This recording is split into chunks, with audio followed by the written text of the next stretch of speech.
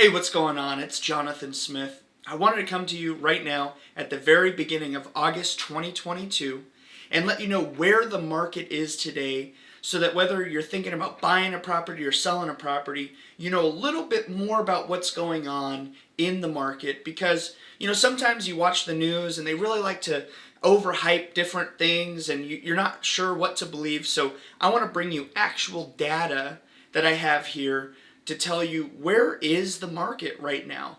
Now this information is specifically for Riverside County, so when I give you numbers, know that that is specific to Riverside County. However, the rest of Southern California and most other markets in the United States are following a lot of the same trends. So while the numbers may be slightly different than what we're talking about here, they should generally follow about the same kind of consistency or pattern as what we're seeing here.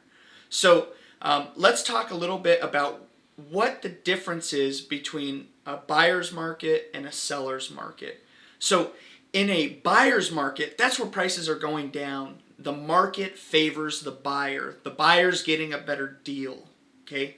Now, in order for it to be a buyer's market, you have to be over 120 days, and generally you're not seeing an average you're not seeing the average price really start to go down until you're over 180 days on the market before the house sells. Okay, a balanced market is going to be between about 90 and 120 days on market, and that's where property prices are pretty much flat. Buyers and sellers are negotiating back and forth, and it's kind of a normal balanced market.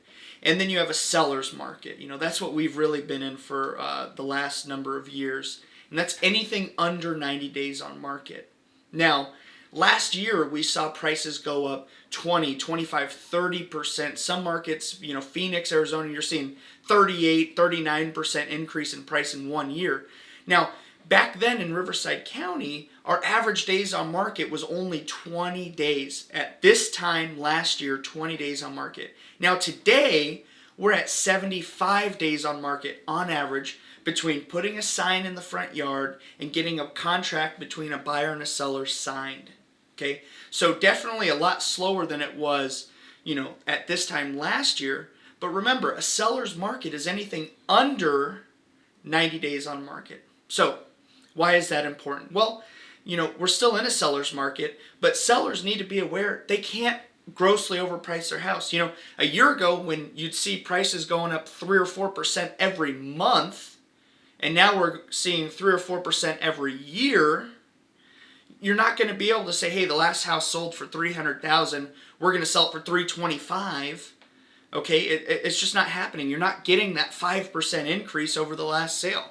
You need to price it at market value. It's very important. Otherwise, you're just not going to find success when you're marketing the property.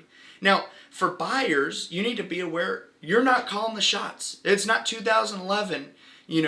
There's still offers coming in on properties. It's just buyers have a little bit more to choose from. The properties are moving a little bit slower, so they have time to make a little bit more decision. They get to look at a little bit more of what's on the market and make the right decision for them. So let me give you some actual numbers on the supply and the demand.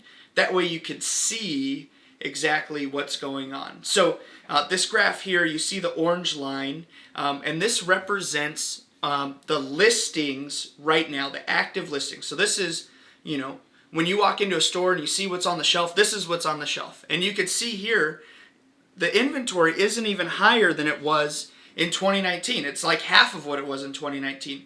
2019 was a seller's market.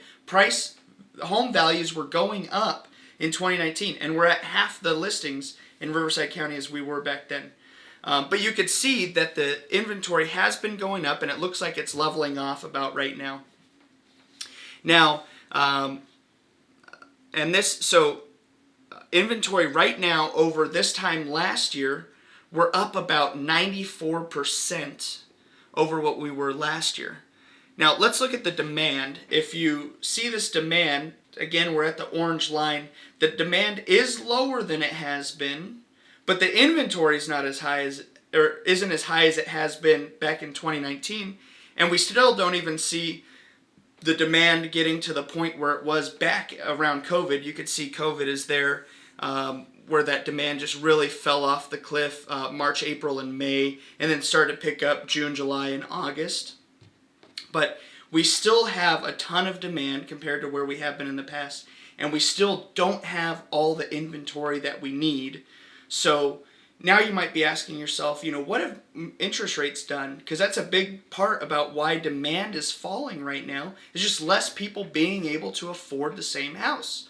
So now instead of having 20 people making an offer, you might have 2 or 3. Okay. Now, interest rates this time last year were on average about 3.25%. A few months ago, the interest rates were at 6%, almost double what they were this time last year.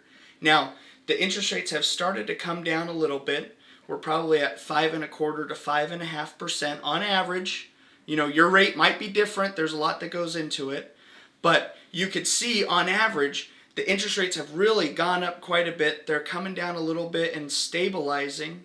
But these things change every day. So make sure you're double checking with your lender to make sure your pre-approval's still good when you're out there shopping for a home. And sellers need to make sure that their agent is checking with the lender and making sure that the buyer, that their pre-approval from 2 months ago is still good today, okay? But anyway, this is what's going on in the Riverside County housing market. If you have any specific questions or you want to know more about if it's the right time for you to buy or sell a house, give me a call. Come check it out.